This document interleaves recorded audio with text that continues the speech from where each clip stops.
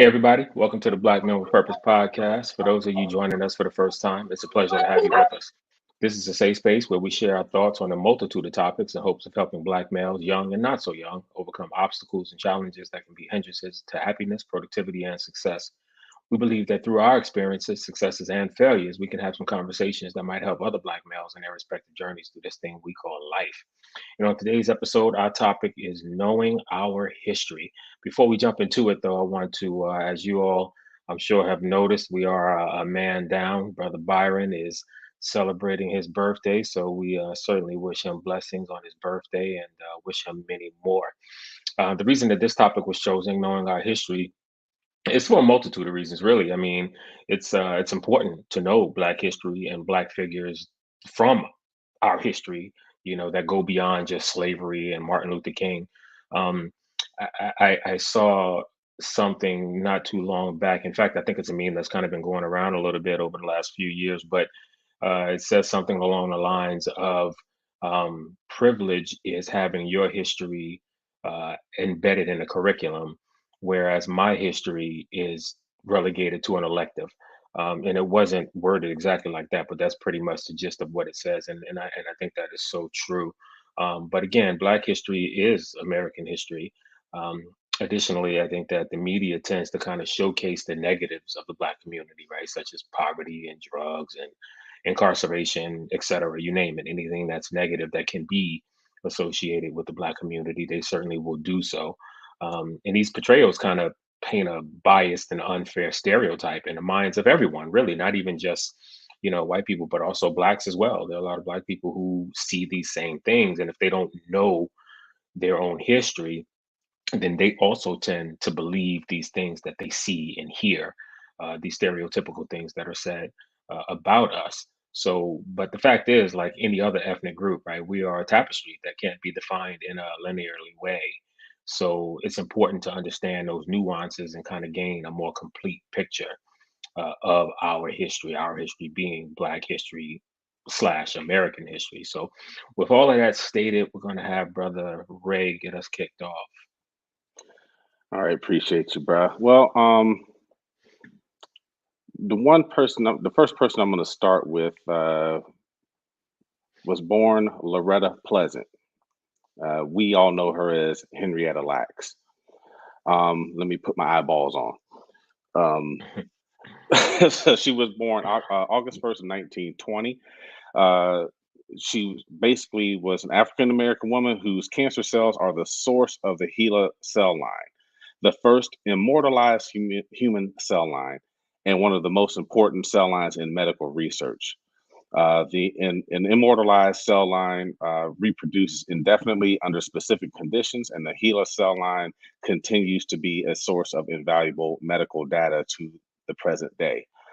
Uh, the unfortunate thing for her and her family is that she was the unwitting source of these cells from a tumor that was biopsied during treatment for cervical cancer at Johns Hopkins University in Baltimore in 1951.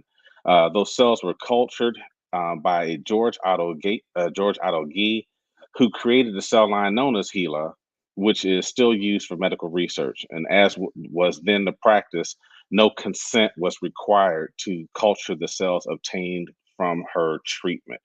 And neither she nor her family were compensated for the extraction or the use of the HeLa cells. Even though some information about the origins of the immortalized cell lines were known to researchers after 1970, the Lax family was not made aware of the line's existence until 1975. And with the knowledge of the cell line's genetic provenance becoming public, its use for medical research for commercial purposes continues to raise concerns about privacy and patients' rights. Um, yeah, and I said she was diagnosed with cervical cancer, but it actually was not cervical cancer. It says she was told that she had a malignant epidermoid carcinoma of the cervix, but she was mixed diagnosed and actually had an Jesus, I can't talk today, adenocarcinoma. This was a common mistake at the time, and the treatment would have not been different. Um, Again, like I said, they basically did not tell her or her family that they were doing this biopsy. And once she was admitted back into the hospital on August 8th of 1951, when she was 31. She was at Johns Hopkins, which was the only black hospital, or the only hospital that would treat black patients at the time. So she was there, and she received several blood transfusions, and she asked to be admitted due to severe abdominal pain. And she remained in the hospital until her death on October 4th, 1951. And the partial autopsy showed that the cancer had metastasized through her entire body. Uh, that's just that's where I'm going to stop right there, because there's so much I could go into, and I don't want to take up too much time. And plus, I'm stuttering all over the doggone place. So I'd rather just go ahead and just yield the floor and let somebody else go ahead. So go ahead, fellas. Before whoever goes next wants to go, I'll add to that for anybody who might be interested in learning more about Henrietta Lacks, there was a Netflix film that came out back in 2017 that was executive produced, and I believe she actually was the one who thought up the movie too. And she also starred in it, Oprah Winfrey, called "The Immortal Life of Henrietta Lacks." So if anybody has any interest in learning more about her and that story, and her story, I should say, and her family, that would be one way you can certainly do it. I And think they did a really good job with that movie. one thing I will jump in here with that, Kev. The one thing that a lot of people may not know, that there are almost 11,000 patents that involve the HeLa cell. So Yeah. that's how much she has affected history, medical history, and it was something that she had no clue about. So. Mhm.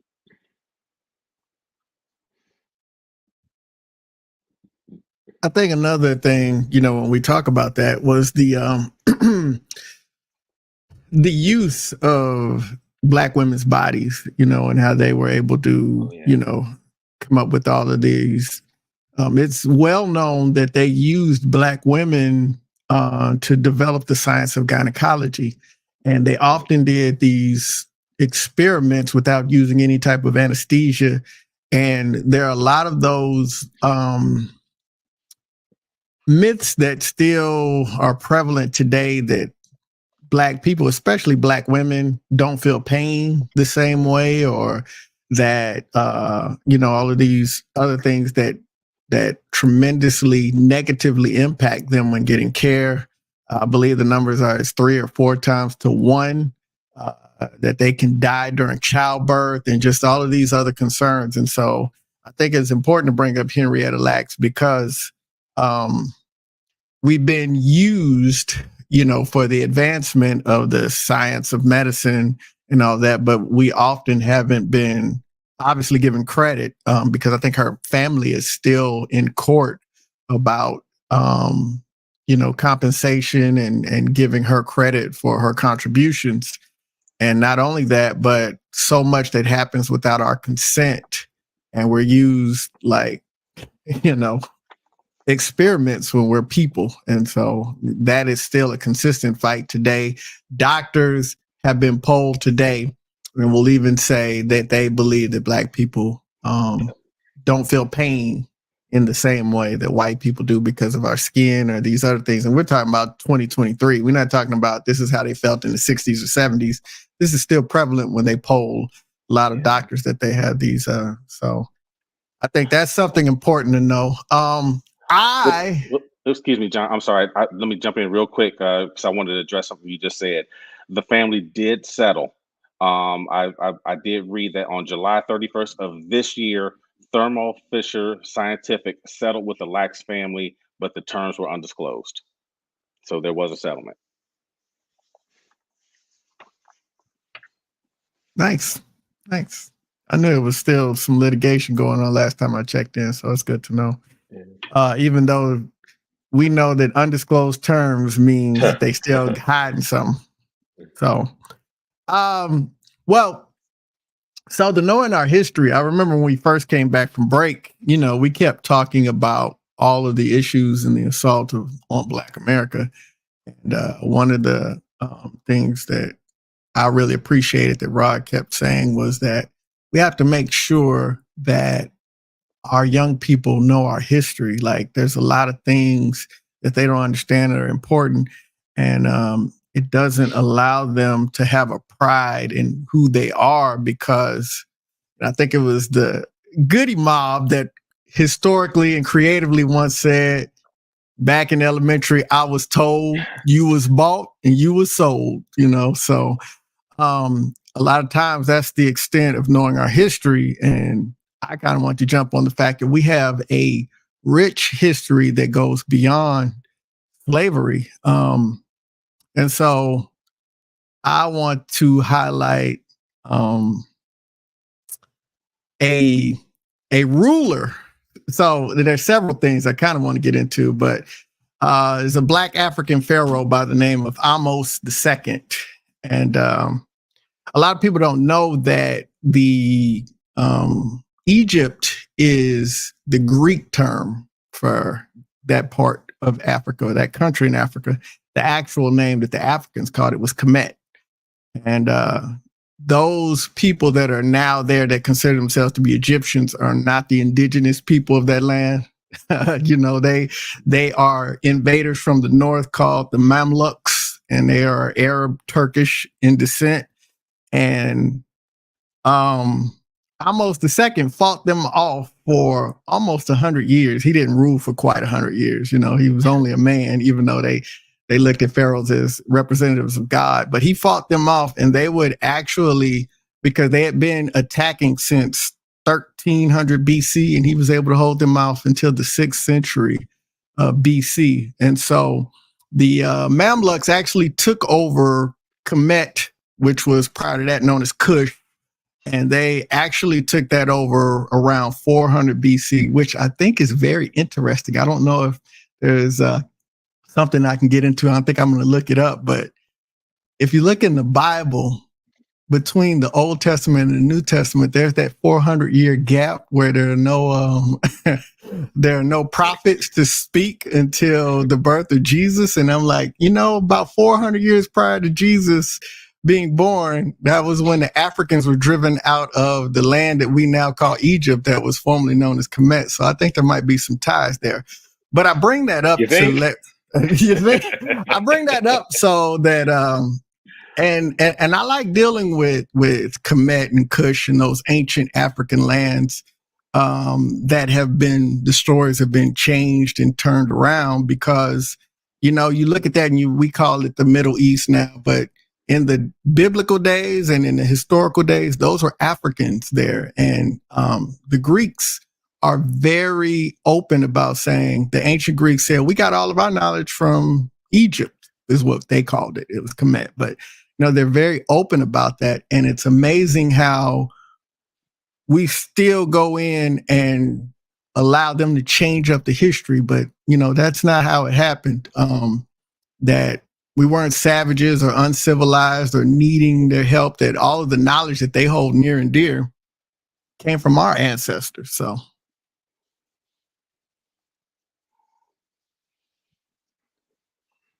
Oh, you done?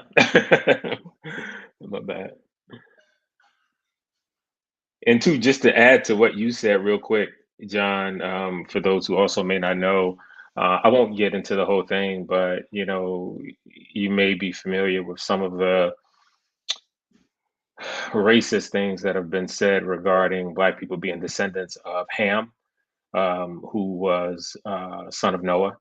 And everybody says, well, I say everybody, not everybody, but there are those who contend that he was uh, cursed to be Black, and we're descendants of his. And his son, his oldest son, is named Cush, hence, um, or was named Cush, hence the name um, Cush being what is now, you know, that was, I think, the original name of what has since become Egypt. So, as you certainly eloquently put it. So, just to throw that out there too.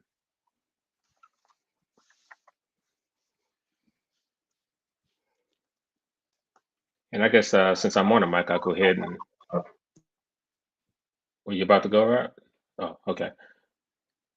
Um, yeah. So the first person I want to talk about is Alexander Dumas. Um, some people may be familiar with his name, maybe, and I feel like there are a lot of people who say I've heard his name before, but I don't really know who he is or who he was. He was a Black French writer, wrote many a book, wrote a lot of plays. He wrote travel books. He founded a theater in Paris.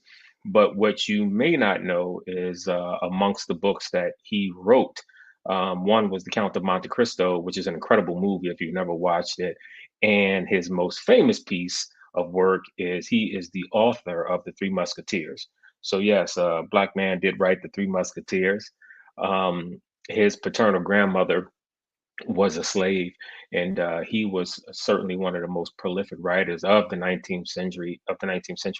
He had a ton of success um, in his day, but even with that, well, I'll also add that he was the son of an army general who was obviously black, who was born in Saint Domingue, which is present day Haiti.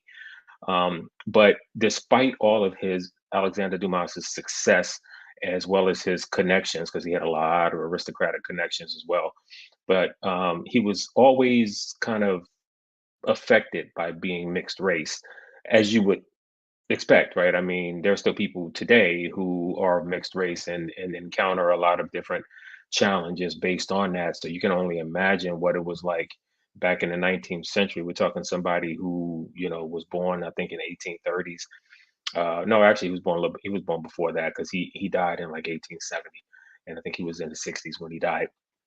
But in any case, he wrote a book or novel called Georges that addressed a lot of the issues with race and the effects of colonialism on him, as well as Black people in general. Um, and even though when he died in 1870, he wasn't he was famous, but he wasn't, I think, as famous as he would become. And he certainly was not given his due when he passed, because his contemporaries were Voltaire and Victor Hugo, and people like that who are very well known French authors. And he did more than they did, but he was not heralded the way that they were at the time of his death. However, in 2002, the French president at the time, he had his body, he had Alexander Dumas's body exhumed, and during a televised ceremony, he had a new coffin made for him. He draped it in this blue velvet cloth, and he had it flanked by four men who were dressed as the Musketeers. And they transported his body again. This was televised to the Pantheon of Paris, which is this massive mausoleum where most of the French luminaries are interred. So, unfortunately, even though he passed in 1870, and it took till 2002, I do credit the French president at that time for doing that. And so he was eventually interred with his fellow great authors of his time, like Victor Hugo and like Voltaire. And the French president at the time also kind of acknowledged the fact that there was a lot of racism that took place during that time and all of the wrongs that had been done. He was trying to right some of those wrongs by doing what he did, and I give him a lot of credit for that. But again, I know you're all familiar with the Three Musketeers. That it's been made into multiple movies. Um, but and also they ended up doing the Man in the Iron Mask also, from him and from the Three Musketeers.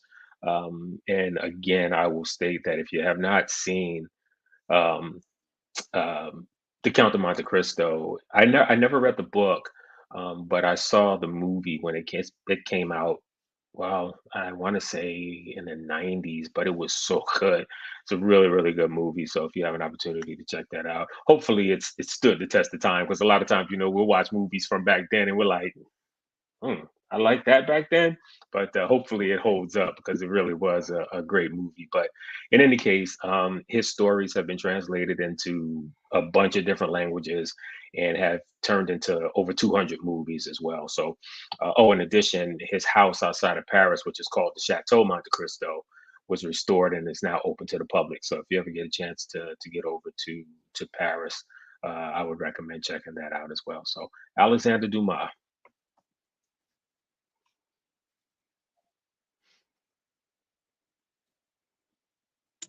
Yeah, so I'm a break ranks a little bit since we are around the time that this country, I guess, recognizes or celebrates Columbus Day. I just wanted to go back and speak real briefly about the Native Americans in the United States. So the Native Americans, sometimes called American Indians, First Americans, Indigenous Americans, or the indigenous people of the United States, or portions thereof, are recognized to probably have been on this land first. But as we have seen throughout the history, European colonization of the Americas, which began in 1492, I think that's the same year they said someone discovered America.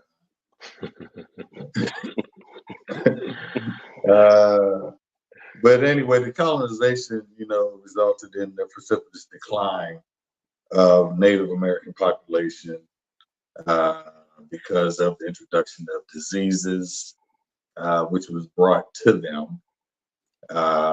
And it's just amazing how you look at that and you correlate it to when enslaved Black folk were brought to America as well, and all the diseases that came about uh, as a result of being in the bowels of those ships and the conditions that they had to live through. It was almost like they were willing to take a chance on a certain portion of them not making it. But anyway, so the colonization, wars, ethnic cleansing, as well as enslavement, took place for Native Americans also. And it really just kind of reminds me of how this country came to be, and to be as strong as they say it is. It was on the back of those that could not defend themselves against the onslaught of weaponry uh, and annihilation. Which, if you look today, even wars, rumors of wars, uh, all for what? And I think it's the all for what piece that really, intrigues me, and I would hope would encourage everyone to kind of just peel back the veil and look to see what is the why behind it all. We are, taught, we try to teach, our kids to live in peace and harmony as much as possible. But when you look around the world and you see the wars, the rumors of wars, uh, the encroachment on peaceful folk, that are just trying to live and raise their families and, live off the land until someone else wants it. And so I just wanted to just kind of highlight, the Native American people and how they were driven onto reservations. And even from then to now, you can go to a reservation, anywhere in this country and see little to no progress that's been made. And it just makes me wonder why. And it also makes me wonder why anyone would think that any other group of people, minority people, could ever feel like they get a fair shake. But until you actually peel back and look at the institutional impact of minority people and what it's done to not just hold us back, but keep us on the hamster wheel, if you will, because that's I think even more significant than people feeling like they're not given a fair shake. If I can get you on the hamster wheel to make you feel like you're going somewhere, it might be generations before you realize that you just been going in circles. You know, so anyway, to just get off of that soapbox, I just wanted to just kind of highlight the fact that, you know, this country has a rich and storied history, and it's just very important that we kind of look and peel back the layers of how we got from the 1400s even up to today. You know, look at the laws, the institutions that were put into place, even by forefathers, knowing that it would stand for generations to come. And how do you address some of those things? So I think some of those questions are even being raised today. You know, you look at, you know, how politicized the Supreme Court has become, and the power that so few hold. You know, you look at, you know, one person able to bring up to remove the Speaker of the House. You know, arguably the third most powerful position in the country, and a single individual was able to bring up a vote to them to be removed. So anyway, so that gets away from the Native American piece, but just to go back, you know, this land, this country, and people were here before colonization took place. I'll turn it back over to you. I saw a meme the other day that says, "So does a Columbus Day sale mean I can go into that store and take anything I want?"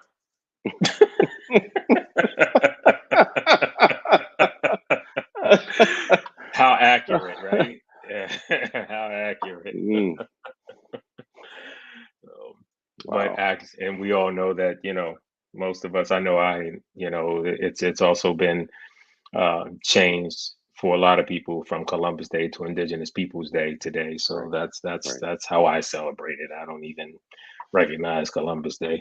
So not that I ever really did anyway, but certainly Right. since it's become Indigenous Peoples Day, I don't even acknowledge Columbus. But my bad. Had to inject a little levity there. It was welcome, brother. It was welcome. All right. Well, the next one I'm going to talk about is C.R. Patterson and Sons. C.R. Patterson and Sons was an American automotive company active from 1893 to 1939, primarily in Greenfield, Ohio, and for 1 year in Gallia, Ohio. It is the first African American founded car company, and was founded by Frederick Douglass Patterson and named after his father, Charles Richard Patterson. And they made the Patterson Greenfield automobile. So Charles Patterson was born into slavery in 1833, and he was able to, you know, he actually became a carriage builder. You know, and after he had gotten to Ohio and gotten of age, he partnered with a local carriage builder named J.P. Lowe, who was a white man, of course, and they created the J.P. Lowe and Company in 1873. By 1888, the business employed 10 people, which was considered successful at the time. The United States was experiencing the Panic of 1893, which was a financial crisis, and businesses were suffering. As a result, in 1893, the company was renamed as C.R. Patterson, Son and Company after Patterson bought Lowe's shares and to mark the inclusion of his son Samuel into the business. So after his oldest son Samuel fell ill in 1897 and died in 1899, the eldest son Frederick Douglass Patterson moved home to help with the business. So after Charles Patterson's death in 1910, Frederick Patterson took over the carriage business and decided they needed to get into the Patterson horseless carriage business.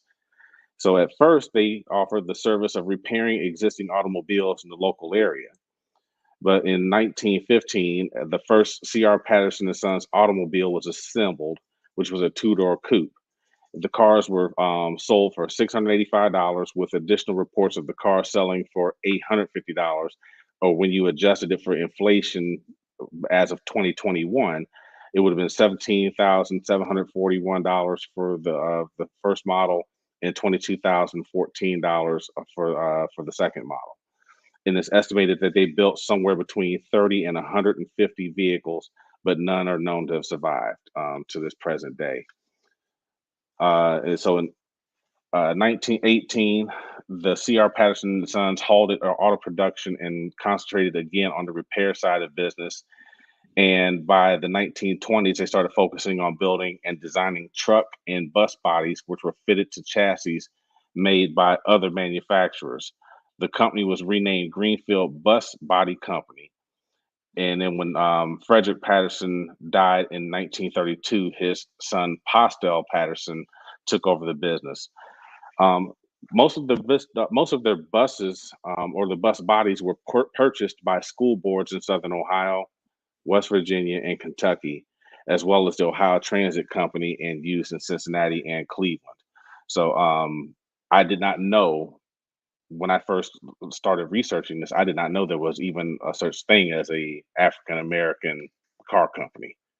So I was able to learn something on this, and there is also additional information. They still have a website up right as of now, and it's available if you want to go visit the Peterson Automotive Museum website, which is www.peterson.org. So just a little food for thought there. There was an African He was American excited because it was Ohio too. There you go. Absolutely. Absolutely.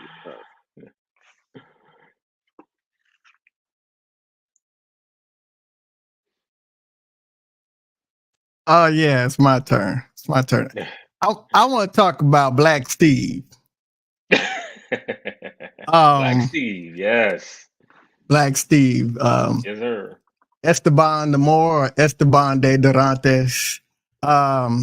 So he was, a Spanish Moor back in. Actually, he was born in 1501. He was born Mustafa Zamora, and then when the Spanish came in and started trying to conquer Portuguese and all that, he was sold into slavery. And Black Steve is important because he was arguably one of the first Black people in the new America.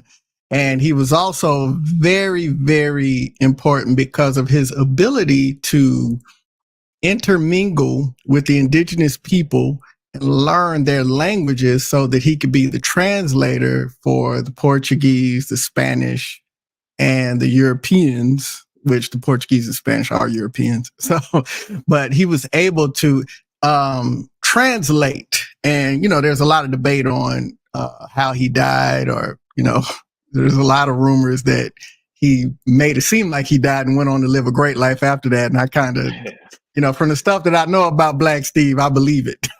But it speaks to another myth, and it's important to know our history, is that, a lot of times the narrative is that we were brought over here into slavery because we were inferior in some kind of way. But the Black Moors ruled Europe for many years and basically are credited with teaching Europeans how to be civilized. One of the things that stand out to me is that the Black Moors taught Europeans how to bathe. But, And a lot of times when they brought us over here, it was very specific because they knew how educated, like for instance, to come in for slavery, they understood our agricultural prowess. So it wasn't just, oh, we need some people to work hard. It's like they know that they understand the land. We know that they know how to till it, how to get the best out of it. They know how to build. They know how to, so like, a lot of the major buildings that are in this country that we memorialize and talk about were built and, constructed and architected by Black people, people of Native African lineage. And when you look at the part that really stood out to me was the ability to be a translator, because indigenous African languages are what they call mutable. And so there's a piece of them that is able to, like, for instance, something that I wasn't aware of until very recently, when you look at the way Chinese letters, specifically the Chinese alphabet, it mirrors hieroglyphics very closely, even though they're pronounced differently.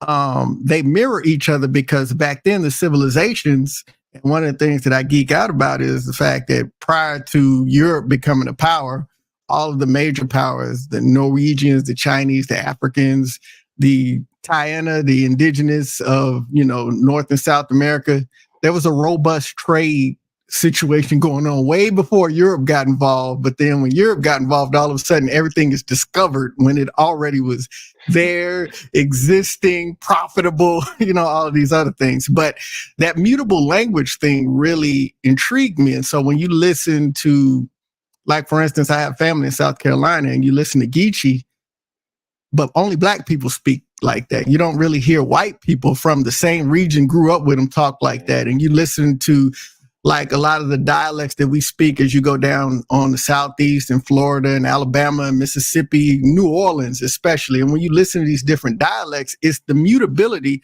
And a lot of times they say we sound ignorant or uneducated, but Black slaves were learning different languages, not just English, but French and Spanish and all these different languages, and mixing it into what their native was. And that's why you get these sing-song cadences and this mutability and this ability to message and do things that dominant culture oftentimes couldn't do. So, like, sometimes when we look at that, I remember it was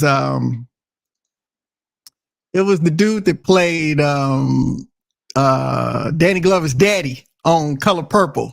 He was giving a speech because there's a Adolph Caesar, and he was talking about, why in certain areas Black people spoke with certain types of slang and certain types of accents. And he was just breaking down in every section what European influence that they had integrated into the language and had learned a way to do it their own way, so that when they were speaking amongst themselves, they were still able to talk to, the dominant culture, but they were able to have messaging between them. So shout out to Black Steve, because he was one of the greatest to do it and one of the first Black people recorded to be in the new land, according to the Europeans, even though we already know Africa was already here, because there's so much stuff that's in Africa that came from the American continent, and there's so much stuff in the American continent that came from Africa. Like, go down to South America and look at some of those pyramids down there and see how they look just like the pyramids in Egypt. So, it's not a coincidence, people. Absolutely. That's good stuff right there, man. Love it, love it, love it. Yeah, for sure. So, yeah, I want to talk about this. This is my guy here, man. I know all of a sudden, and this is apropos because I think all of a sudden over the last, I don't even know now, last couple of years, really, I guess, Afro beats has kind of been blowing up. Even though, and I think people think, a lot of people anyway, think that Afro beats is new, and it is not. And so I want to talk about the king slash father of Afro beats, Fela Kuti, Nigerian musician, who was a contemporary of Bob Marley. And actually, here in a few minutes, I'll get into some of the overlap and how similar they were, even though Bob Marley is extremely famous. Obviously, he was then and he is now. Fela Kuti was extremely popular as well and famous, just not necessarily as famous in the US as he was in some other places. But again, he is known as the king or the father of Afro beats from Nigeria. He was certainly the most famous musician of his time from Nigeria, and I would argue that to this day he's probably still the most famous musician, most popular, and certainly the most, I guess, influential Nigerian musician of all times. His voice was a revolutionary one. Kind of came about in the 70s after Nigeria declared their independence from the colonizers, which obviously, well, actually, that took place in the 60s. But around that time, there was kind of a brutal civil war that took place after they declared their independence. They kind of had two factions where it looked like they might actually split.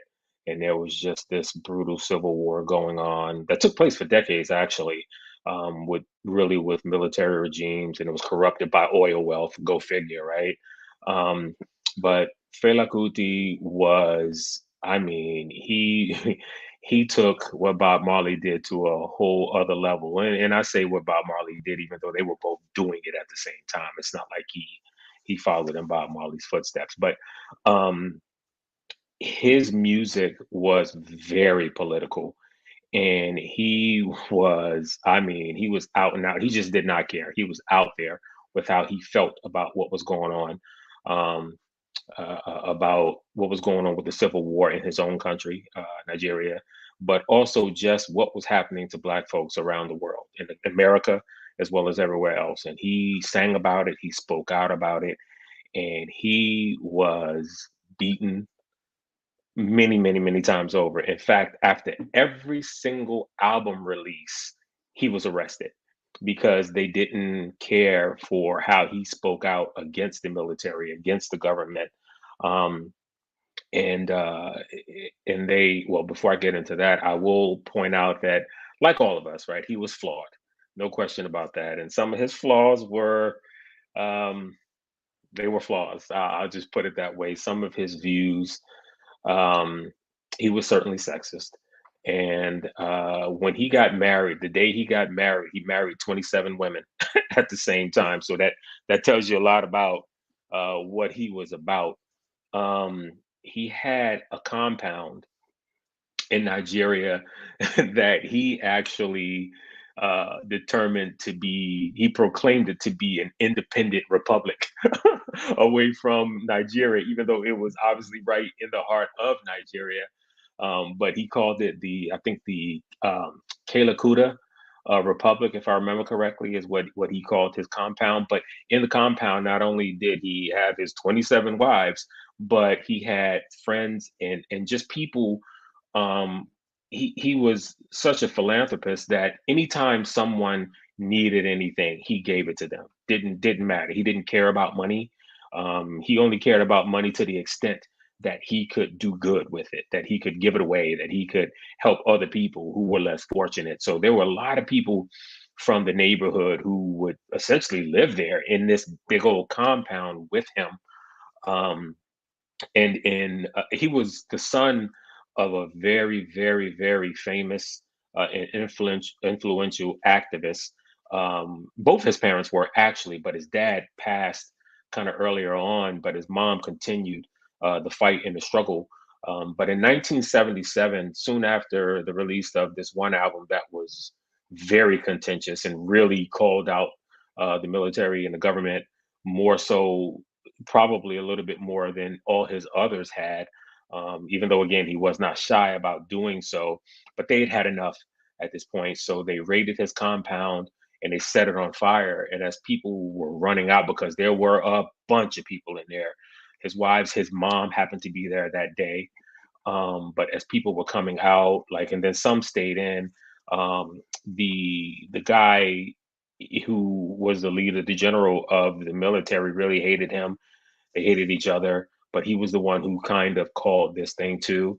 Some of his wives were raped by these men who came in. They burned down his compound. They beat him senselessly, drug his mother up to the second floor and threw her off of the balcony, to which she went into a coma.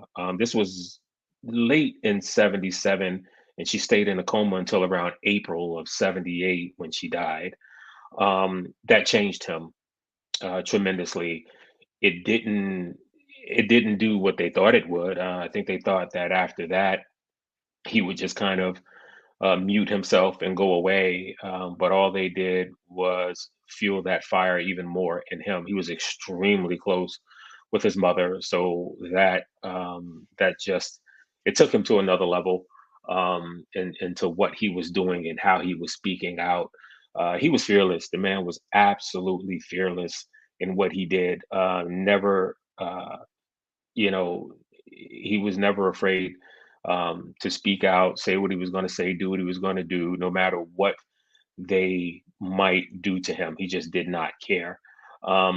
And that's why I say to that extent, he was on another level. He was Bob Marley to the 10th power, because Bob Marley, as important as he was and is, and I'm not, and I really don't say this to compare the two. I guess that's not what I'm really trying to do, because they were both amazing in their own rights, and they both did what was necessary, um, and kind of synthesizing issues of the time through their music, through their activism, through their kind of, and their production kind of influenced and intervened a lot of things, um, politically, artistically.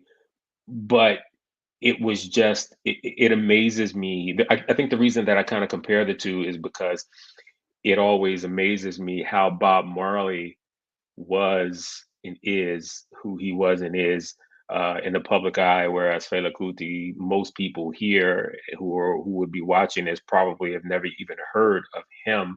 And he was every bit as important a voice through his music, through his poetry, um, through all means of speaking out in his activism as Bob Marley was. Um, but he continued to fight, continued to do what he was doing. Didn't let that assault, didn't let the burning down of his compound stop him.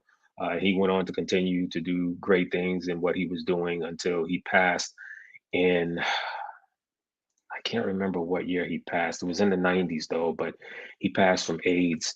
Yeah, you might, I mean, the man did have 27 wives and countless other women on the side, so no surprise. And I don't mean to end it on that note, on a negative note, but he did pass away from AIDS. But Fela Kuti, if you want to know more about him, there is a documentary out there on him. Finding There are a lot, Fela. yeah, and there are a Finding lot of Fela, books. yeah. But he was this guy was just as flawed as he was just an incredible, an influential person in Black history. And I think you would do yourself a great service if you find out even more about him, in addition to the things that I've kind of imparted this evening. So, No, you hit that right on the head, because not this past summer, but the summer before, fell in love with Afro beats. And whenever I get into something, I got to research it. I got to know the history. And so I did a lot of reading, and I watched a 12-part documentary on the beginning of Afro beats. And so they make a distinction. What Fela Kuti called his was Afro beat, and he was a pioneer of high right. life and, Hmm. Afro Absolutely. jazz. But oh my God, 2 of the episodes were dedicated to him. Just about a month ago, they did an event here in downtown DC. They played a set, and then they played the documentary Finding Fela. And yeah, he's a giant, and it's on par that we wouldn't hear more about him, because they don't want you to hear stories. Like, one of his biggest complaints Yeah. is that as he watched the new musicians, they're like, yeah, they saw me being a rock star, but they don't have the same heart for activism and for the people. They just see me riding motorcycles and wearing cool clothes, but they don't understand that I love my people and I fight the powers that be. And I was just like, that said, like, about somebody who is serious about Yeah. the movement, man. He's an incredible. Yeah, he was flawed, but his story is still phenomenal and No exceptional in question. every single way. So Absolutely. Yeah, No, that's yeah, no doubt exciting to about it, me. man. As soon Yeah, as you he was started the talking, I man, man. said, Those, no, Fela. yeah. They actually did they created a play. I'm sure it's not still on Broadway because it was created, I think maybe in the late 90s, early 2000s or something like that.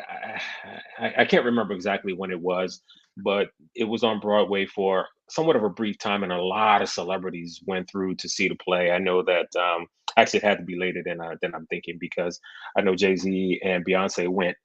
They were two of the ones who were there for the opening of that play, but they did a whole thing that kind of highlighted his life and kind of brought him to the forefront a little bit. But yeah, I mean, even with his flaws, and again, we're all flawed, right? But he was just, yeah, what he represented regarding activism and being a revolutionary was just, yeah, just unmatched. I mean, yeah, yeah,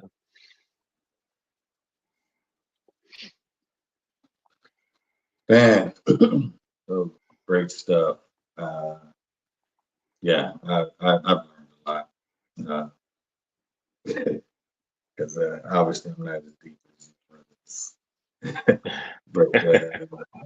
But you know, it does just reinforce, you know, the fact that one, there's such a rich history, and you know, we can dig into someone different probably every single day, and you'll learn something absolutely. new. So to just encourage young people out there to do that, even if it's just once a week, you know, read, learn about, you know, someone that's impacted our, you know, history and our culture in ways that we might not have even known about.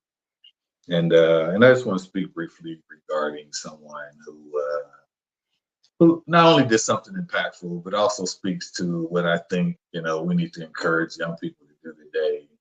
Uh, and that's and she's still living, which is, you know, another cool aspect of it as well.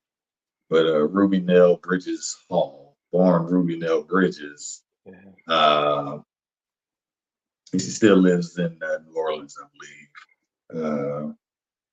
But she integrated uh, a school in the kindergarten at the request of NAACP, who had reached out to her parents to do so. They moved from Tylertown, Mississippi, to New Orleans, where she attended the William Frantz School and was escorted, uh, you know, to school that she was integrating. And it just kind of stands out because, you know, you look at what lengths, you know, people, you know, from our communities have gone through just for the right or an opportunity to quality education. Uh, and then we look and see how many of us take it for granted today. You know, even if you look around countries, you know, where, you know, girls can't, you know, go to school past the sixth grade, or even in, you know, in the Middle East. And I don't know if it was Iran, I think it was. Well, I won't say for sure, but when you hear about that, you just wonder why? Why do you oppress people? Uh, so, well, I think because, you know, people in power recognize that knowledge really is power. You know, people do better when they know better. But anyway, so Ruby, you know, born in the middle of the civil rights movement uh, in 1954, uh, impacted so many people, whites and blacks alike. You know, that were on both sides of her integration. But there was a gentleman uh, uh, who actually provided her uh, psychiatric care after integrating. by the name of Coles, and he recognized, the impact, the future impact that integration movement could have on her. It impacted people in the community. Uh, Father lost his job. Uh, the store that they typically shopped at, they couldn't shop at any longer. Uh, and she even said, I believe I read that it wasn't until she was older where she recognized that, the clothes that she wore during that time uh, were provided to her uh, by this doctor that was uh, that was providing her services. You know, but it just goes to speak of what lens people will go to get educated.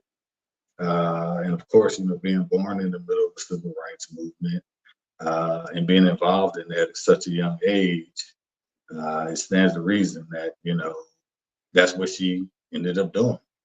Throughout her life, supporting civil rights uh, for African Americans throughout this country. Uh, Grandparents were sharecroppers, and it even reached back to them.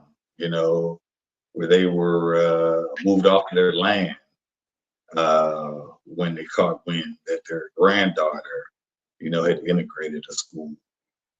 And so for me, I just, just wanted to highlight that because what I've learned throughout my time here on this earth and in this country is that, knowledge is the one thing that I believe those in power know can help transform communities, cities, states, and even this country. But what they've taken out of the educational system are the things that people could probably benefit from the most. And I'm always harping about the lack of financial education taught in schools. Uh, yeah, I think it was on purpose. You know, so the question for me then is, what can we do to reverse some of those curses? Reverse some of the things that we know are good for us that we're not getting. How do we get that message to the folks that need it? So I'm just going to end there. Thank you. I appreciate doing this. It actually gave me an opportunity to read up on some things that I had not visited in a while. So I will turn it back over to you, Brother Kev. Yeah, great stuff, man. I think every single person and topic that was covered was I think something that we all learned about, and hopefully you all, our audience, will take something away from this as well. And as Rod stated, I think it's imperative that you take time on your own to kind of do some research. Just look up some folks. I mean, just obviously the internet is right at your fingertips. Try to figure out some things about some people that maybe you are completely unaware of. I mean, obviously, Martin Luther King, Malcolm X, right? Frederick Douglass, Harriet Tubman, and a few others, but there are so many others, Black figures uh, in history, in our history, that just have never been taught. And if you don't go searching for them, you'll never know. So take some time to just go and then search out some people that maybe you wouldn't otherwise know about if you weren't being intentional about looking for them and some of the things that they contributed to life. to life in general. So before we end, I want to, I don't think we do this enough. Not even sure if we've ever really done it, but I just want to give a quick shout out to Brother John. He, for those who may not know, well, I think we've actually talked about the fact that he is the guy, right? He's the one who runs the podcast, does the sound, just does everything. He handles social media, the clips that you see, whether it be on YouTube, on Instagram, um, on Facebook, whatever. Like that's all him. That is all him, and I can't even thank him enough. We can't thank him enough because, quite frankly, none of us came into this with that skill set other than him. Now, that's not to say that we couldn't learn it, but he he was the man. He said, "I'll take this on." He did, and he has done so with an expertise that I can't even begin to credit. So, just want to give you a shout out, bro, and we appreciate you, love you, man, and again, we couldn't do this without you, so we certainly appreciate you. So, I gladly second yeah, that. yeah. And so, between now and our next episode, we really do want you all to do that. This will be the third time I'm stating it now, but well, Rod stated it first. But take time, definitely take some time to look up. Just Google search, you know, unknown blacks in history or just whatever, however you want to Google search it, and just see who you can come up with. It doesn't even take a lot of time. Spend 10 minutes. Maybe do that a couple of weeks, and maybe you'll build a habit of doing something like that. So, with that, we want to thank each of you for taking the time to join us. Before we wrap up with our usual quote, I want to give you context regarding the quote before I state it. Was having a conversation with someone recently who said to me, with everything that has gone on, everything that goes on in this country regarding the treatment of Black people, it's a wonder that you don't, and I don't understand how you don't hate all white people. To which, that's not who I am, but I was immediately drawn to or thought back to um, something from academic, activist, poet, author, and all around queen Toni Morrison, and that's what I'm going to leave you with regarding the comment that she made about why I or Black people in general don't hate all white people. But in her 1998 commencement address to Sarah Lawrence College, she said, "If I spend my life despising you because of your race or class or religion, I become your slave. If you spend yours hating me for similar reasons, it is because you are now my slave. I own your energy, your fear, your intellect. I determine where you live, how you live, what your work is, your definition of excellence, and I set limits to your ability to love. I will have shaped your life. That is the gift of your hatred. You are mine. Until next time, peace."